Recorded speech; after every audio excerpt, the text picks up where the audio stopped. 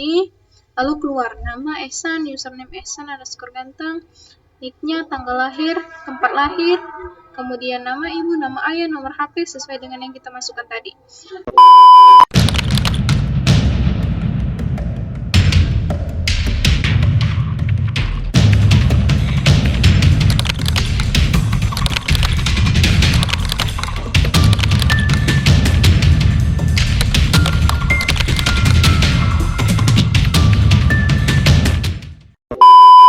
Assalamualaikum warahmatullahi wabarakatuh. Halo teman-teman semuanya.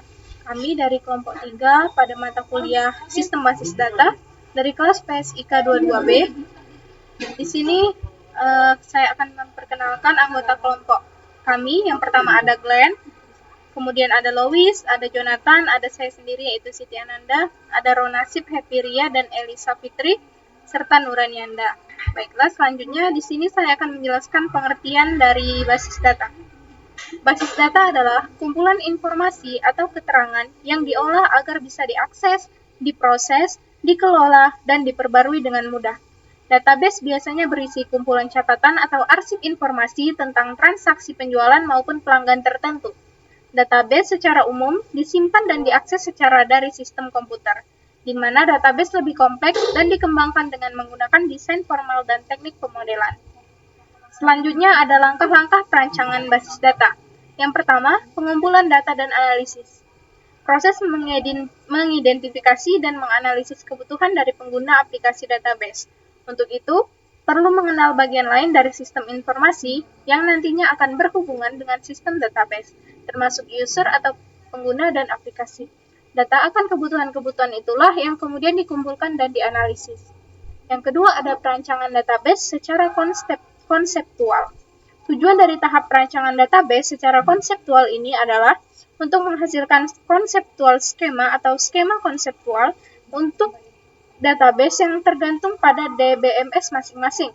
Perancangan database pada tahap ini hanya menentukan konsep yang berlaku dalam sistem database yang hendak dibangun. Selanjutnya ada pemilihan sistem manajemen database. Beberapa faktor teknik yang mempengaruhi pemilihan sistem manajemen database adalah tipe struktur data, apakah hierarki, jaringan, atau relasional. Kemudian struktur penyimpanan dan jalur akses yang didukung oleh sistem manajemen database. Lalu tipe interface dan programmer, kemudian tipe bahas query. Selanjutnya ada perancangan database secara logika. Perancangan database secara logika atau disebut dengan pemetaan model data. Pada fase ini dibuat skema konseptual dan juga skema eksternal pada model data dari sistem manajemen database yang sudah ditentukan pada fase sebelumnya. Selanjutnya ada perancangan database secara fisik. Dilakukan perancangan spesifikasi untuk database yang disimpan terkait dengan struktur penyimpanan fisik, jalur akses, dan penempatan record. Kriteria yang digunakan, response time, atau waktu yang diperlukan database untuk menerima respon. Space utility, jumlah ruang penyimpanan yang diperlukan, transaction throughput, yaitu rata-rata nilai transaksi. Yang terakhir adalah implementasi sistem database. Pada tahap ini, sejumlah perintah yang ada dalam DDL dan SDL dari Database Management System atau DBMS yang telah dipilih, dikumpulkan yang kemudian digunakan dalam pembuatan skema database. Apabila ada data yang harus dirubah, maka mungkin diperlukan untuk melakukan format ulang data untuk kemudian dimasukkan data yang baru. Baiklah, selanjutnya akan dijelaskan oleh teman saya. Selanjutnya ada komponen basis data. Yang pertama itu ada hardware, perangkat keras atau hardware dalam sistem komputer. Dalam sistem pengolahan basis data digital, perangkat utama sebagai pengolah data adalah komputer. Yang kedua itu ada software, perangkat lunak aplikasi atau software lain yang mendukung dan bersifat opsional. Perangkat lunak digunakan untuk mendukung proses pengelolaan basis data, misal bahasa pemrograman C, basis Pascal. Yang ketiga, ada sistem operasi. Sistem operasi merupakan perangkat lunak yang digunakan untuk mengelola aplikasi basis data dan penggunaan sumber daya komputer. Yang keempat, ada basis data lain. Basis data lain yang mempunyai keterkaitan dan hubungan dengan basis data itu sendiri. Berisi atau memiliki objek-objek basis data seperti file, tabel, indeks. Yang kelima ada DBMS. Sistem pengelola basis data atau database management system merupakan program aplikasi untuk pengelolaan basis data seperti Microsoft Access, Oracle, dan lain-lain. Yang keenam itu ada user. Pemakai atau user yaitu pengguna yang terlibat dalam pengelolaan basis data dan penggunaan basis data. Langsung saja kita ke apa saja yang perlu dipersiapkan ketika kita akan merancang sebuah basis data untuk sistem, yaitu menentukan tujuan basis data, identifikasi kebutuhan data, rancangan skema basis data, normalisasi basis data, memilih sistem manajemen basis data, merancang struktur fisik basis data, keamanan data, migrasi data jika tidak diperlukan. Kita masuk ke jenis basis data. Yang pertama yaitu operational database. Database ini berfungsi sebagai tempat pengelolaan data dinamis secara real time. Operational database memungkinkan kamu dapat melihat hingga modifikasi data dengan cara mengubah, menambah, dan menghapus data. Yang kedua yaitu relational database. Jenis basis data dengan fungsi untuk mengorganisir sesuai dengan model hubungan data. Banyak aplikasi menggunakan sistem tersebut untuk memelihara dan mengatur basis data melalui hubungan dari setiap data. Yang ketiga yaitu distributed database. Basis data satu ini terdiri atas gabungan situs dan tersebar di banyak lokasi yang berbeda. Semua basis data tetap terkoneksi satu sama lain dalam sebuah jaringan komputer. Distribusi jenis sistem ini melalui website-website yang tergabung serta tidak mempunyai komponen fisik. Yang keempat yaitu enterprise data warehouse. Jenis basis data dengan peran menjadi elemen utama pada business intelligence. Jenis database ini diaplikasikan untuk menganalisis dan melaporkan data-data. End-user database. Yang kelima yaitu end-user database. Jenis basis data diatur dan dibuat oleh pengguna akhir menggunakan workstation atau perangkat sendiri. Jenis berkas data buatan dibuat menggunakan prosedur tertentu, lalu dikelola secara mandiri dengan metode yang kamu gunakan. Baiklah teman-teman, di sini kami akan menjelaskan proyek kami tentang membuat aplikasi register dengan menggunakan Java Swing. Jadi untuk langkah-langkahnya nanti akan dijelaskan oleh teman saya. Di sini saya akan langsung merunningkan program yang telah kami buat. Nah, jika di running maka akan keluar seperti ini. Yang pertama kita register dulu karena kita belum punya akun. Kemudian kita buat namanya Ehsan. Ini permisalan aja teman-teman. Nicknya kita buat 1276539. Oke. Kemudian tanggal lahirnya kita juga buat asalan saja ya, kita buat tahun 2004, Mei tanggal 10. Tempat lahirnya kita buat di Medan, jenis kelamin laki-laki, agama itu Islam, nama ibu itu Laila, nama ayahnya Roma, nomor HP-nya 08234577. Emailnya Ehsan ganteng @gmail.com. Lalu asal sekolah kita buatnya dari SMA Negeri 2 Medan. Lalu alamatnya kita buat di Jalan Perjuangan. Kemudian hobinya itu berenang.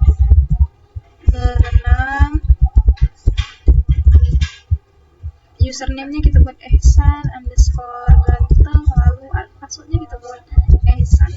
Oke, coba kita submit. Nah, akan ada keluar bacaan registrasi berhasil. Kita back to login. Oke, jadi di sini kita sudah bisa login dengan username dan password yang telah kita buat tadi. Tadi username-nya ada Ehsan_ganteng, kemudian password-nya ada Ehsan. Lalu kita login, maka akan keluar langsung biodata mahasiswa yang sudah kita input tadi. Tapi di sini masih berbentuk bintang-bintang karena disembunyikan. Kita bisa tampilkan dengan menekan tombol ini, lalu keluar nama Ehsan, username Ehsan_ganteng, nicknya, tanggal lahir, tempat lahir, kemudian nama ibu, nama ayah, nomor HP sesuai dengan yang kita masukkan tadi. Begitulah hasil dari program kami. Di sini akan saya logout, maka akan keluar tampilan seperti yang di awal tadi. Baiklah, untuk langkah-langkahnya akan dijelaskan oleh teman saya. Baiklah, di sini saya akan menjelaskan desain dari menu registrasi. Jadi di menu registrasi ini terdapat pada file home.java yang merupakan file sumber dalam bahasa pemrograman Java yang digunakan untuk mengimplementasikan fitur registrasi pada suatu aplikasi. Pada file ini terdapat beberapa komponen GUI yang digunakan untuk mengumpulkan data biodata pengguna.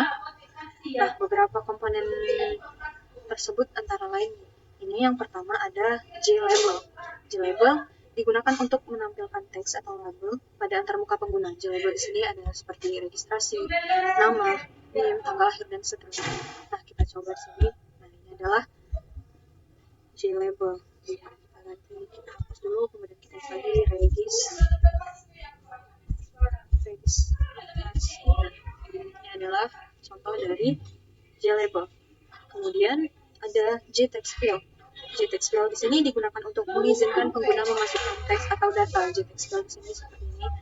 Ini adalah J-text field, ini juga J-text field, ini dan seterusnya adalah merupakan J-text field. Kita run saja, saya tambahkan ke register dulu. Nah, ini adalah contoh dari J-text field yang akan saya isi. Contoh nama user, name-nya, oke, saya isi asalkan di sini. Kemudian ada komponen JRadio button yang digunakan untuk membuat tombol pilihan jenis kelaminnya. Seperti di sini ada laki-laki atau perempuan. Tidak laki-laki. Kemudian ada JDate chooser yang digunakan untuk memilih tanggal lahir. Tanggal lahir pengguna di sini kita isi aja dia tahun 2000 lah. Bulan Mei biar cepat, dan tanggal 11 ini adalah komponen dari JDate chooser. Selain itu, terdapat juga tombol submit dan cancel yang dapat digunakan untuk mengirim data register atau membatalkan opsi. Karena tadi telah dijelaskan oleh teman saya, maka saya akan cancel saja di sini. Nah, ini adalah metode. Metode ini akan dieksekusi ketika tombol submit ditekan. Pada metode ini terdapat beberapa langkah yang dilakukan, yaitu membuat query SQL. Ini untuk memasukkan data ke dalam tabel data pada database. Terus ada prepare statement untuk menghindari SQL injection. Mengambil nilai yang diinputkan pada komponen seperti GUI, seperti nama, NIM, tanggal lahir, dan lain-lain. Terus eksekusi pertanyaan dari ini. Untuk mengeksekusi pertanyaan SQL menggunakan execute update untuk memasukkan data ke dalam tabel. Membuat SQL query untuk memasukkan kedua data username ke dalam login. Ini. Terus ini adalah komponen-komponen dari GUI seperti JLabel 1, JLabel, JText file, Java Swing Button Group, dan lain-lain. Baik, di sini saya akan lanjut. File berhasil.java adalah file sumber dalam bahasa pemrograman Java yang digunakan untuk mengimplementasikan tampilan berhasil registrasi pada aplikasi. Pada file ini terdapat beberapa komponen-komponen GUI yang digunakan untuk menampilkan pesan keberhasilan registrasi kepada pengguna. Beberapa komponen tersebut adalah JLabel yang digunakan untuk menampilkan teks, dan ada juga JButton yang digunakan untuk tombol back to login dan exit. Nah, untuk bagian source code-nya di baris pertama terdapat package KJL yang berisi kelas-kelas dan sumber daya yang diperlukan oleh kelas berhasil ini. Selanjutnya ada deklarasi kelas. Deklarasi kelas menggunakan pernyataan public kelas berhasil extends Java Swing JFrame. Selanjutnya ada konstruktor kelas. Terdapat konstruktor kelas. Konstruktor berhasil yang dipanggil ketika objek berhasil dibuat. Di dalam konstruktor, metode init komponen dipanggil untuk menginisialisasi menginisialisasi komponen-komponen GUI. Metode init components ini adalah metode yang digunakan otomatis oleh NetBeans IDE untuk menginisialisasi komponen-komponen pada antarmuka pengguna atau GUI. Metode ini digunakan untuk menganalisis elemen-elemen GUI seperti tombol, label, dan lain-lain. Metode ini digunakan untuk mengatur rata-rata komponen pada jendela dan mengatur atribut-atribut.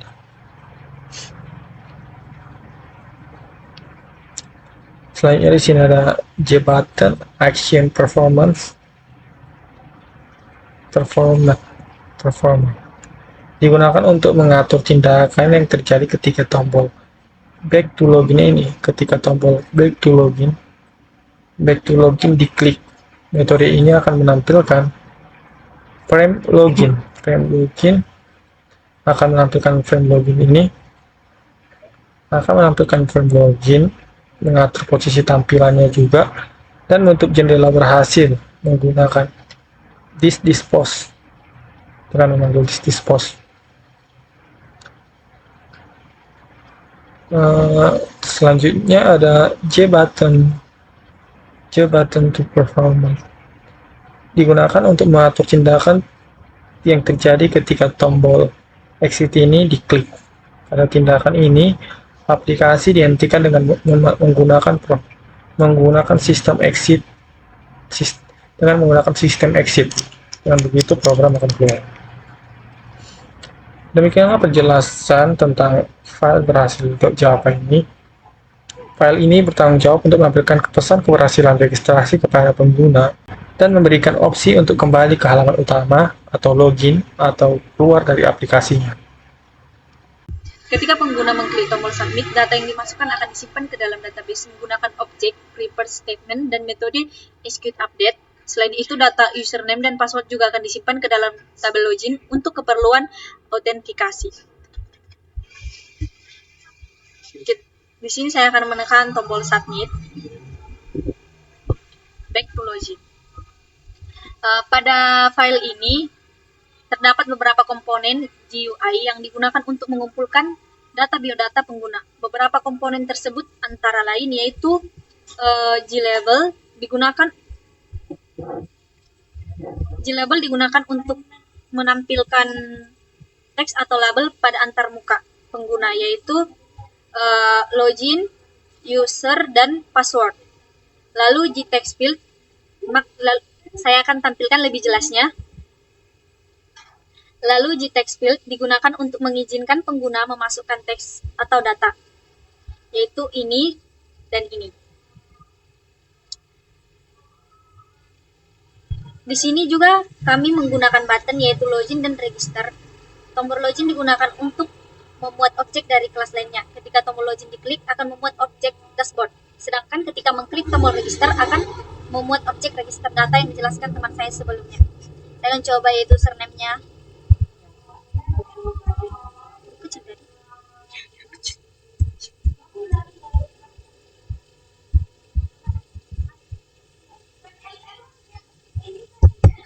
Oke, tampilannya seperti ini. Objek selanjutnya adalah dashboard yang akan dijelaskan teman saya Eli. Namun sebelum itu teman saya akan menjelaskan shortcut dari desain login ini terlebih dahulu. Baik, saya akan menjelaskan tentang forum login, source code forum login. Di dalam source code-nya saya membuat import Java SQL untuk mengumumkan dengan SQL dan import database di file database. Selanjutnya ada kelasnya, kelas login yang inherited dengan Java Swing JFrame. Di dalamnya ada variable connection con untuk mengkoneksikan dengan database, kemudian statement stm untuk melakukan print SQL, dan variable res untuk menyimpan hasil dari statement. Di sini ada method login. Saya membuat objek kelas database dengan db dan con db.getConnection untuk menghubungkan dengan database. Selanjutnya ada private void J1 action perform itu untuk tombol login.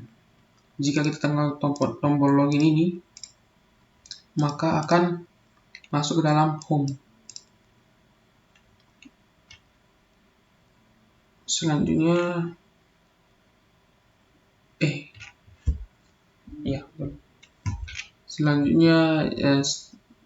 string di button tree action performs terdapat string username sama dengan username get text itu untuk mendapatkan string dari sini, dari field ini. Jika kita masukkan username, dapat string username. Selanjutnya dengan string password untuk mendapatkan string password. Di sini ada objek ds, objek class dashboard, lalu ada method yang dipanggil dari class dashboard. String SQL ini adalah syntax SQL select all from login where username, variable username dari ini, string ini, and password sama dengan password. Jadi ini akan mengambil menampilkan data jika username sama dengan username dan password sama dengan password, maka create statement membuat statement, lalu hasilnya kita simpan di sini. While jika username sama dengan username sama dengan username di dalam database dan password sama dengan password dalam database, maka akan menjalankan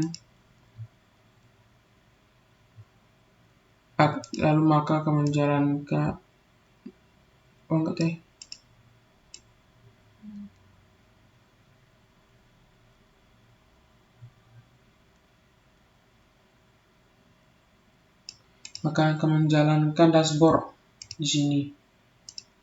Selanjutnya, scan.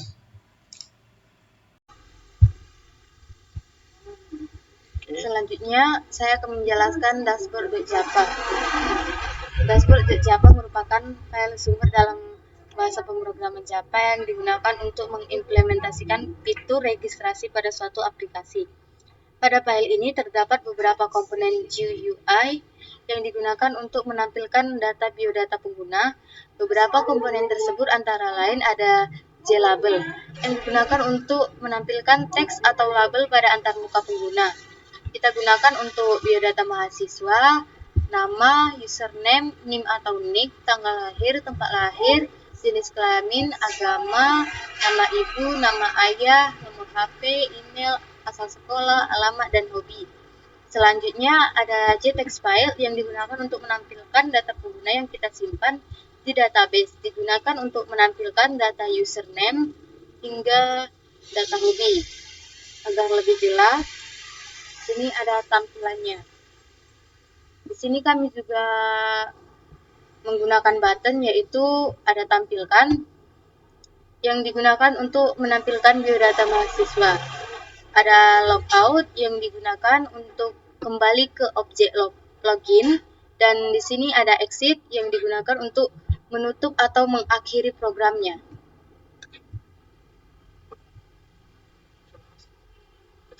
Untuk source code dari desain yang saya jelaskan ini akan dijelaskan oleh teman saya.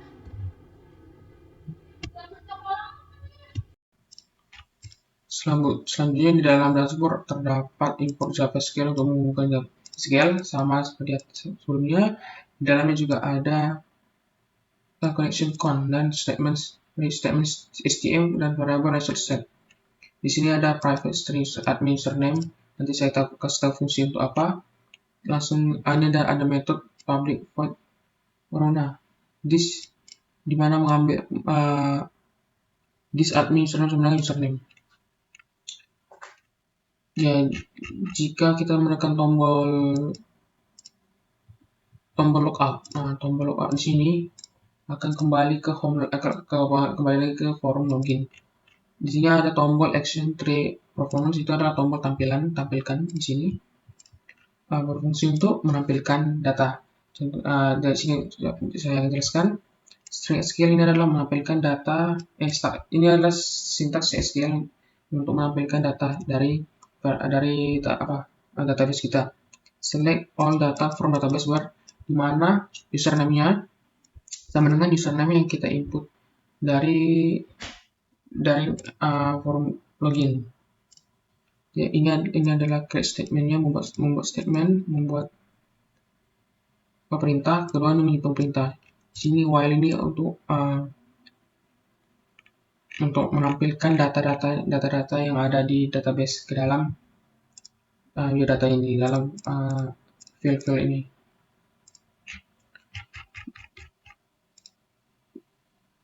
Jadi sekian, terima kasih.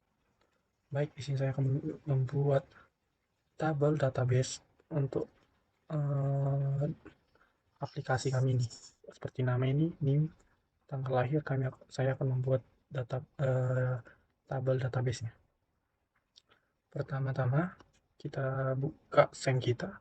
Caranya kita bisa ke File Explorer atau langsung Windows E. Dari situ kita pergi ke directory C, terus SAM, di aplikasi SAM, double klik di SAM control. Nah, setelah terbuka seperti ini, kita start di Apache-nya dan MySQL-nya. Nah, setelah itu kita bisa membuka CMD kita. Cara cepatnya kita bisa langsung dari Ctrl L, terus ketik CMD, lalu enter. Nah, di sini pertama-tama kita harus masuk ke directory SAM kita, MySQL kita. Caranya kita ketik cd titik-titik, cd titik-titik, ini perintah yang ini digunakan untuk kita berpindah ke directory induk, maksudnya, atau directory atasnya. Jadi yang sebelumnya kita di username Asus, kita ketik cd titik-titik, maka kita akan naik ke directory atasnya atau user, tidak di dalam file Asus lagi.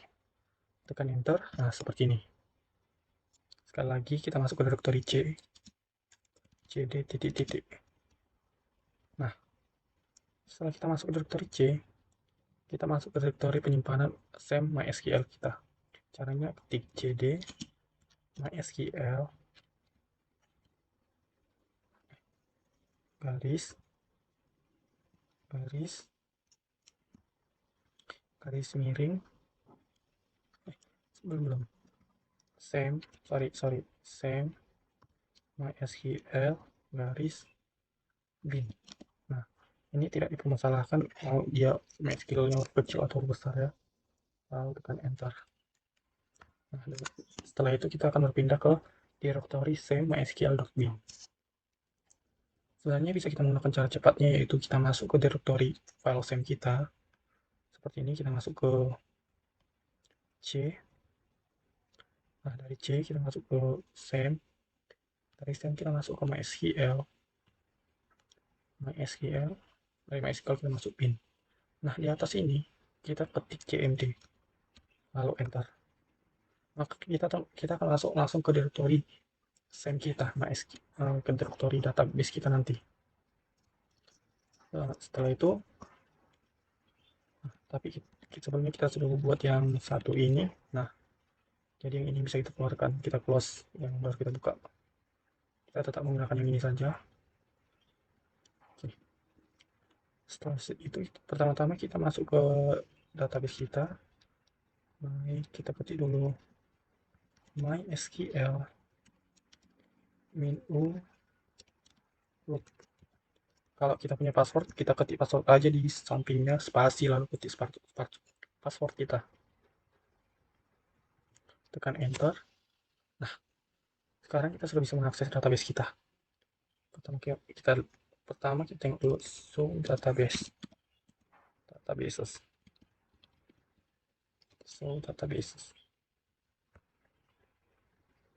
Lalu tekan enter. Nah, ini adalah database yang ada di laptop saya, database saya. Nah, jadi di sini kita akan membuat database baru. Create. Perintahnya yaitu create database. Create database. Terus kasih nama database kita. Kita mau buat nama database kita apa? Nah, misalnya saya buat nama database kami di sini, nama teman-teman sekelompok saya namanya Happy Ria. Happy Ria. Lalu tekan, jangan lupa titik komanya. Setelah itu tekan enter. Oh, sama. Ini create-nya salah. Tulisan create-nya salah. Create.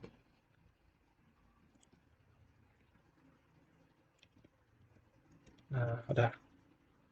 Tekan enter. Nah, query oke. Jadi maksudnya kita tengok database kita lagi. Show databases. Nah, di sini sudah ada database kita yang baru, Empiria. Sebenarnya kita bisa membuat database kita dari log phpMyAdmin. Misalnya kita masuk ke phpMyAdmin, localhost phpMyAdmin. Sebenarnya kita bisa membuat database kita dari sini, dan ini lebih gampang. Nah, seperti ini kan kita sudah membuat Empiria, tapi misalnya kita tinggal buat database yang baru, lalu kita buat nama database kita. Misalnya kita bikin contoh, baru create. Oh, maaf, sini ada contoh sebelumnya. Kita bikin contoh 1.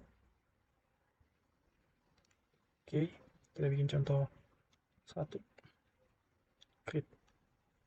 Nah, database yang baru sudah ada. Terus kita bikin nama tabel, misalnya contoh lagi, contoh 2. Untuk nama tabel kita bikin contoh 2. Terus ini banyak tabelnya berapa. Create. Nah, jika dari sini kita lebih gampang membuat tabel database kita jika dari phpMyAdmin ini. Misalnya bikin nama, terus kita tentukan tipenya entah apa, tipenya misalnya varchar, terus value-nya 50, terus kita buat di sini dia pakai primary key gitu. Nah, jadi di sini tuh membuat database-nya lebih mudah, tabel database-nya di phpMyAdmin. Tapi di sini saya akan membuatnya di CMD. Di CMD laptop saya. Oke, selanjutnya kita untuk membuat tabelnya, pertama-tama kita masuk ke database kita. Caranya use database.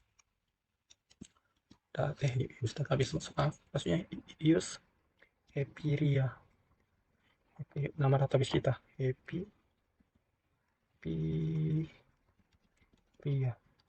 Jangan lupa titik koma. Nah, nanti ini perintah ini kan untuk kita menggunakan database Empiria yang udah kita buat tadi ini, semua perintah selanjutnya akan dijalankan dalam database Empiria ini. Jadi semua perintah yang kita akan berikan nanti akan dijalankan dalam database Empiria ini.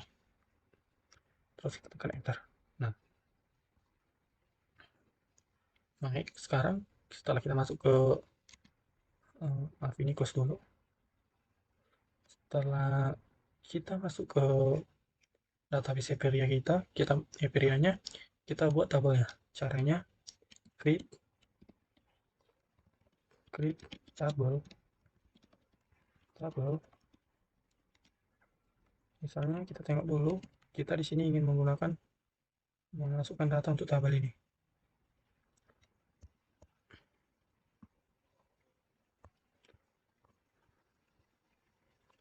Kita ingin masukkan data untuk tabel ini. Jadi kita buat aja nama tabelnya nama tabel data, baru titik koma. Maaf, setelah kita bikin tabel data titik koma, bukan maaf, klik tabel data, terus kita bikin buka kurung, tekan enter biar rapi. Kita buat apa aja yang ingin kita isi, misalnya sini nama, terus kita bikin tipe datanya varchar dengan value 50. Maksudnya value 50 ini teks yang akan kita teks maksimal dalam tabel itu nggak boleh lebih dari 50 karakter.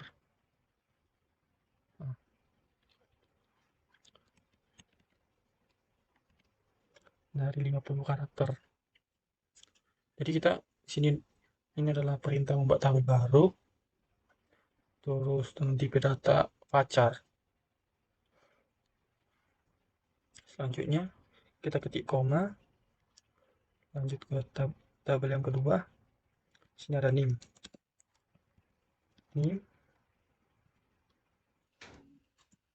Kita buat namanya varchar juga, terus lagi 50. Nah, di sini di bagian ini kita buat aja primary key. Baik, saya akan membahas sedikit tentang primary key. Primary key ini sebuah kolom. Ini sebuah kolom atau kombinasi yang memberikan identitas unik gitu untuk tiap baris datanya. Jadi gini, primary key ini berperan penting untuk database. Memungkinkan kita mengidentifikasi unik data atau menghubungkan data antar tabel. Jadi kita antar tabel maksudnya kan tabel yang pertama punya primary key, terus tabel kedua juga punya primary key. Jadi kita bisa menghubungkan kedua tabel tersebut menggunakan for and key gitu. Terus menjaga integritas data dan meningkatkan kinerja pengaksesan data gitu. Baik, rasa sekian untuk bahas primary key. Kita lanjutkan untuk membuat tabel kita. Di sini ada tanggal lahir. Sini ada tanggal lahir. Terus 50. Kita bikin value-nya 50, tipe datanya kita buat date nggak pakai value, seperti ini aja. Lalu lanjut ke tempat lahir.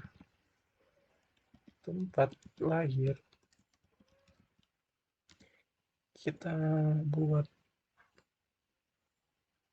varchar aja semua, varchar value-nya 50 juga, enter lagi. Selanjutnya ada di sini jenis kelamin, terus kita buat dalam kurungnya enom, terus setelah enom kita buat dia jadi, kita buat pilihannya yaitu laki-laki,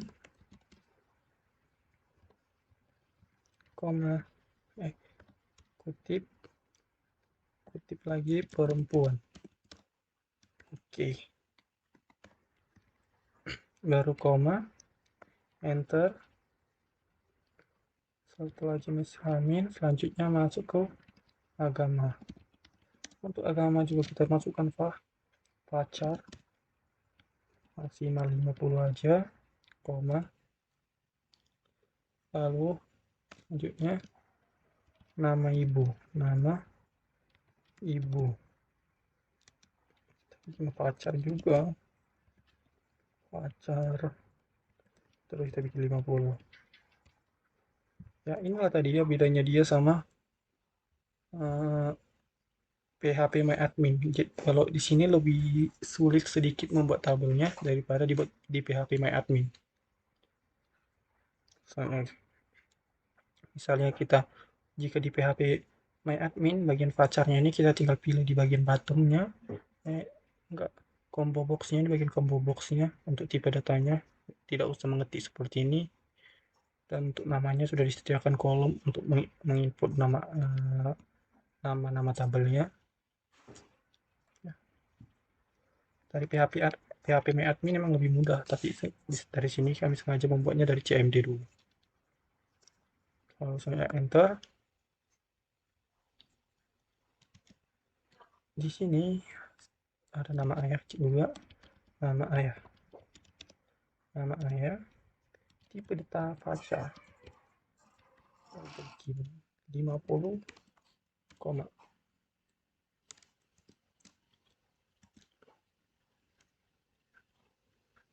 nomor HP, email, asal sekolah, alamat, hobi, username, password, semuanya kita gunakan pacar aja. Kita skip aja yang ini biar lebih cepat. Baik, videonya akan saya skip.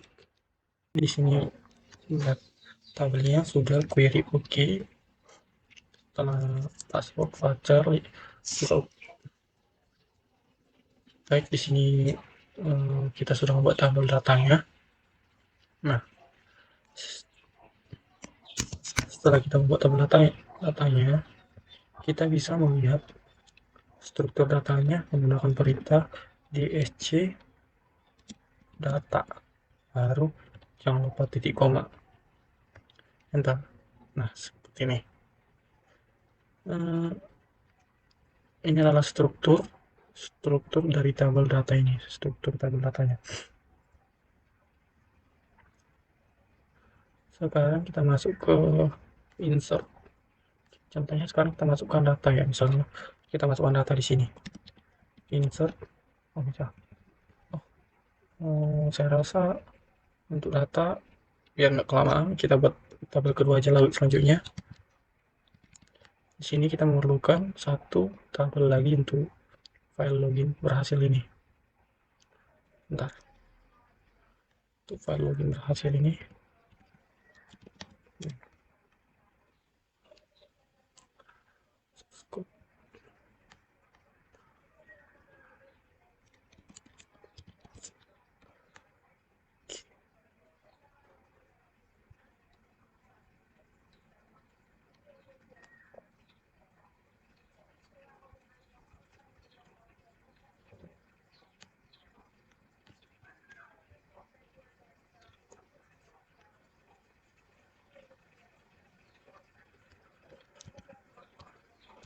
Baik, di sini kita akan membuat satu lagi. Baik, sekarang kita perlu membuat satu tabel database lagi untuk file login ini. Sama seperti tadi, pertama-tama kita ketik. Pertama-tama kita show database dulu, show databases. Tengok database kita apa aja. Nah, ini tadi Hyperia kita tadi. Sekarang kita masuk ke create use database.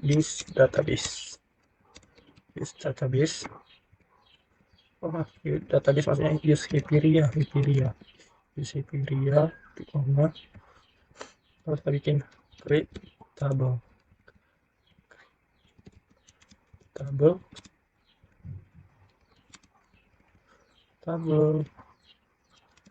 Kita ketik namanya tabel login, klik tabel login, buka kurung, enter.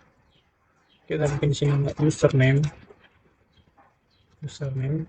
sesuai dengan ini tampilan kita ini, username. Kita tipe datanya pacar, terus kita ketik value-nya 50 aja, nggak usah ribet-ribet ya kan. Lalu kita ketik koma, terus password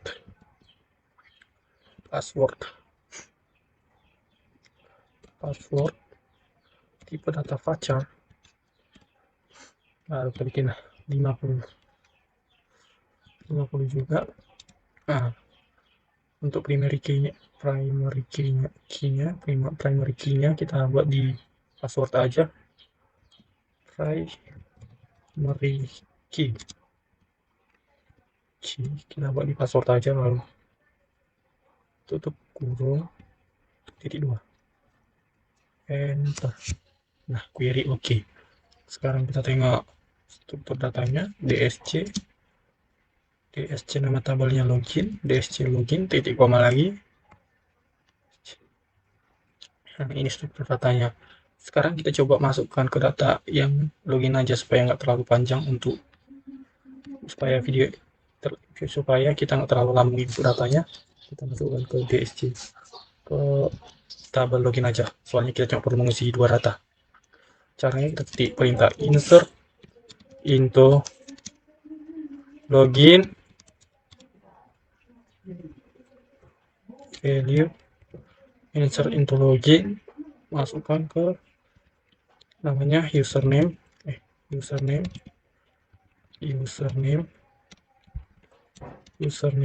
koma password, tutup kurung, masuk, lalu value buka kurung, kutip, kita isi username-nya misalnya admin, lalu kutip lagi, koma, dan untuk passwordnya kita masukkan admin juga, baru tutup kurung. Nah, seperti ini, lalu titik koma, lalu tekan enter. Nah, query OK. Nah, untuk melihat tabelnya yang udah kita buat di tabel yang udah kita isi, kita ketik perintah select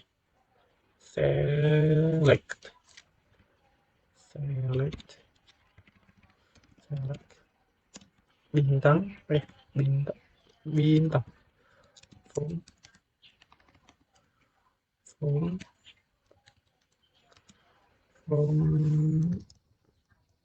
ini ada spasi atau apa nggak tahu, lupa, from login titik koma enter. Nah, ini adalah data yang kita masukkan tadi, username ini untuk nama tabelnya, judul tabelnya, terus ini isinya admin value-nya. Oke. Untuk melihat tabel yang kita masukkan juga, kita bisa melihatnya di phpMyAdmin. Caranya masuk ke Chrome atau pencarian kalian, ketik localhost phpMyAdmin, lalu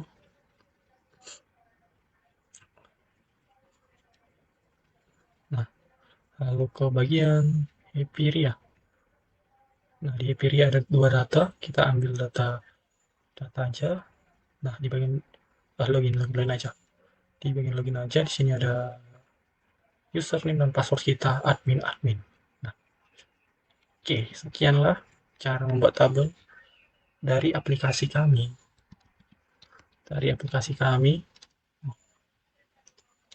Selanjutnya akan dilanjutkan oleh teman saya, bagaimana menghubungkan proyek kami ini dengan database kami supaya terhubung. Terima kasih. Baik, saya akan menjelaskan cara kerja database dalam proyek kami. Pertama tuh kita menyalakan dulu SMPP kita di APC, kita tekan start, dan di MySQL tekan start.